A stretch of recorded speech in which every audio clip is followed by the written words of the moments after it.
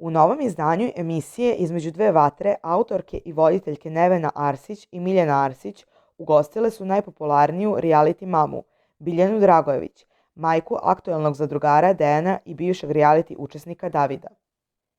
Biljana nam je otkrila da su Dalila i Dejan potpisali neke papire u zadruzi, ali da je navodno produkcija to zaturila negde. Mi nismo hteli da zovemo i cimamo, ali je valjda produkcija to zaturila negde. Čeka se još da dobijemo termin da Dalila i Dejan to potpišu, rekla je Biljana. Ova vest je sve digla na noge, te se oglasio i David Dragojević, koji je napisao da su papiri predati, te da se čeka da ih pozove sud kako bi Dalila i Dejan potpisali sve. Vidim da svi mlatite praznu slamu, papiri za razvod su predati u sud. Ne oglašavam se nikad, ali evo čisto da znate sada. Sada se čeka poziv od suda, napisao je David na Instagramu.